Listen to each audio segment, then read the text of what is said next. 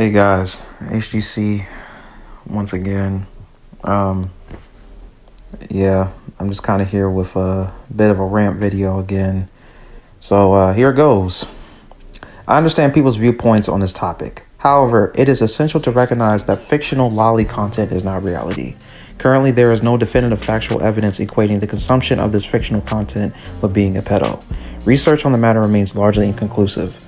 Data suggests that real-world offenders are primarily interested in consuming CSAM, child sexual abuse material, rather than stylized fictional depictions. Therefore, the consumption of such media cannot be used as a reliable indicator of a person's true identity or character. Furthermore, current cultural critiques often feel like a double standard. Society generally views virtual violence and murder in gaming as a standard form of entertainment, yet it treats virtual sexual taboos as a diagnostics tool for a person's morality. This is a recurring pattern. We saw it when people claimed certain music genres led to satanic rituals, and again when video games were blamed for real-life violence. Individuals have the right to express views that challenge cultural norms, especially when those views are supported by a lack of empirical evidence to the contrary. While society may choose to alienate these individuals, the distinction between fiction and reality remains a critical point that should not be ignored simply to satisfy social acceptability.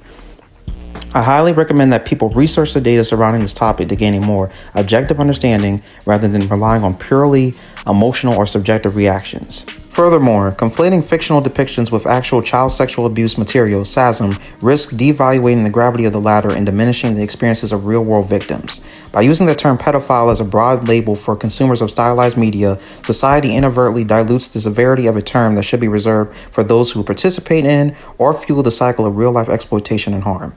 Maintaining a clear distinction between the two is not merely a matter of semantics. It is necessary to ensure that the focus remains on the urgent and serious task of protecting actual children from tangible abuse rather than diverting resources toward policing internal thoughts or fictional interests. All right, anyways, I'm off this platform, man.